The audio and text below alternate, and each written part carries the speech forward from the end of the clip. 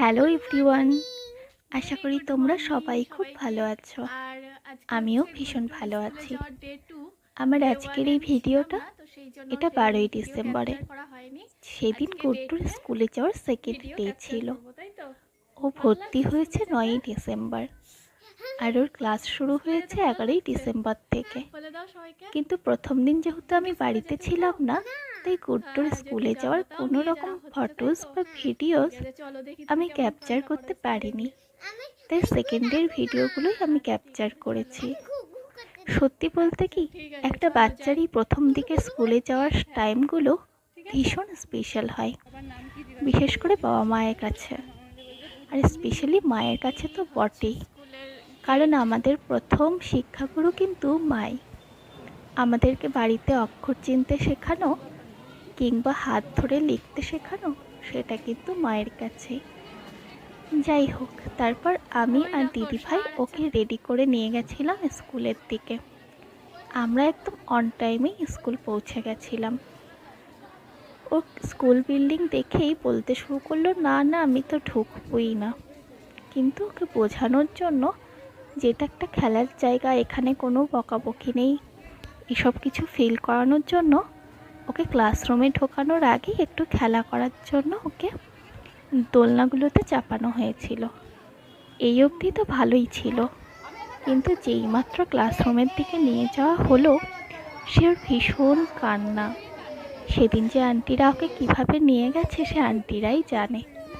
সত্যি বলতে কি, এরকম দৃশ্য দেখে আমাদেরও খারাপই লাগছিল। আর এখানে দেখো আর একটা বাচ্চা মোটামুটি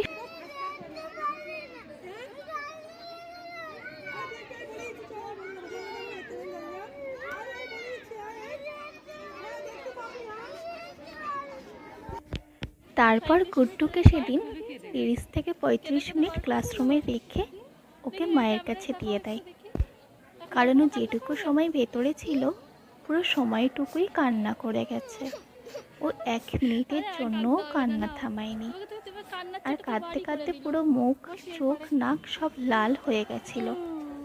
তারপর ওর যাতে একটু স্ট্রেস রিলিফ হয় বা ভয়টা কাটে, সেই জন্য আমরা ওর সাথে একটু খেলা করে দোলনা চাপিয়ে ওকে একটু কিছু টুকটাক জিনিস খাইয়ে ওর সাথে ফ্র্যাঙ্কলি বিহেভ করছিলাম, যাতে ওর মনে এটা কখনোই ভয় না কাজ করে যে স্কুল মাত্রই কোনো একটা ভয়ের জায়গা বা আটকে রাখার জায়গা বা বকাঝকা মারা এগুলো কোনো রকম কিছু করার জায়গা।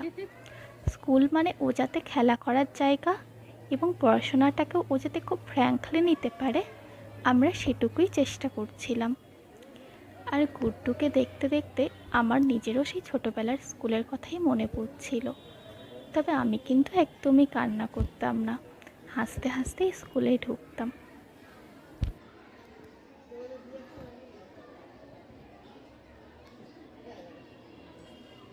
কান্না থেমেছে? থেমেছে? আবার কালকে আসবো কাঁদতে? কোথায়? এখানে? হুম, স্কুলের ভিতরেই তুমি ঢুকবে না? ও, তাহলে বাইরে থেকেই কাঁদবে? দেখতে পাচ্ছি এখন মাম্মাকে। মাম্মা তো একটা অফিস রুমে গেছে। গুড্ডুর সাথে খেলা করতে করতে আমি নিজেও দোলনাতে চেপে বসেছি। সত্যি বলতে কি, ছোটোবেলার কোনো কাজ করার সুযোগ পেলে একটুও চান্স মিস করতে ইচ্ছে করে না। যাই হোক, সেদিনের দিনটা এভাবেই কেটেছিল।